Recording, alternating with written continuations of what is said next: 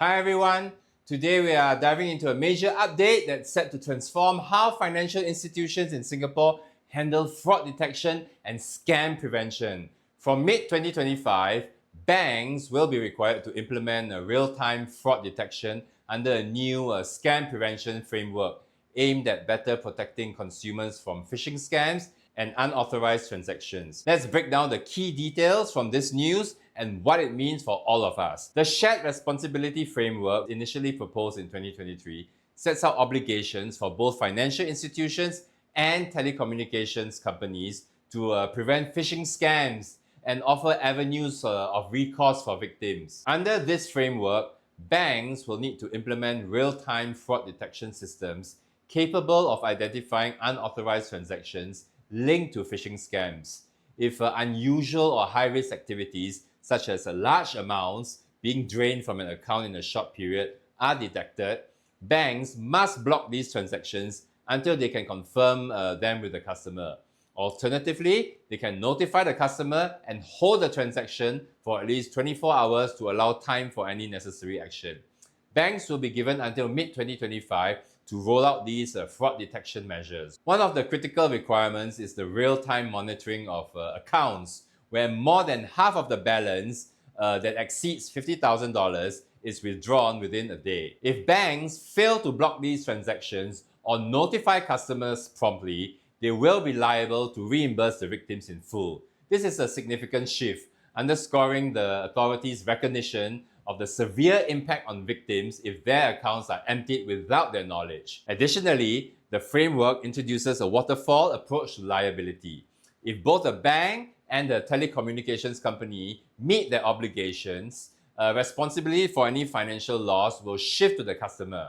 Other measures include a 12-hour cooling-off period for activating digital security tokens and requiring telcos to restrict SMS messages to approve registries to prevent phishing. During the public consultation, there was widespread support for the initiative, with many emphasizing the need for even stronger security standards for both digital banking and telecom infrastructures. However, there are some challenges in implementing these measures. For example, the Monetary Authority of Singapore has decided not to standardize the mode of notification for alerts, given that some customers may not have valid phone numbers or email addresses on record.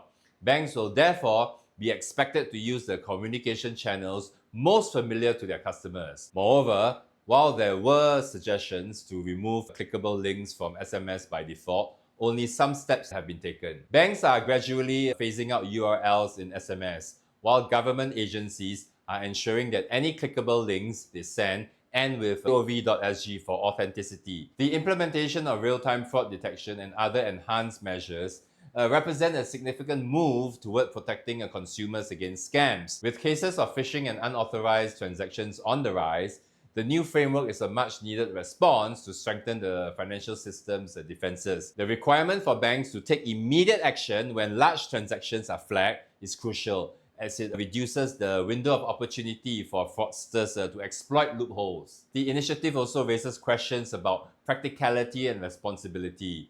While banks are being held to higher standards, the burden of ensuring consumer awareness remains.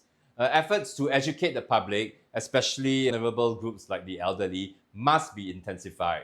As scams evolve in sophistication, financial institutions will have to keep their fraud detection systems updated and robust. Another point of contention is the waterfall approach to liability, which shifts responsibility to the customer if both the bank and telco fulfill their duties. This may seem reasonable, but it places a significant emphasis on the consumer's vigilance. There is a need for clarity on what constitutes sufficient diligence by the consumer to avoid being held responsible for losses. In terms of global standards, including telcos in the framework is a progressive step. It acknowledges that phishing scams often involve telecommunications infrastructure, and more comprehensive accountability is necessary. The upcoming changes in Singapore's approach to scam prevention will undoubtedly set new benchmarks in consumer protection. While there are still practical issues to address, the move towards real-time fraud detection by mid-2025 reflects the authorities' commitment to combating scams head-on. Remember to stay vigilant, keep an eye out for suspicious activities on your accounts, and report any unauthorized transactions immediately. Thank you for watching. Don't forget to like, share, and subscribe, and I'll see you in the next video.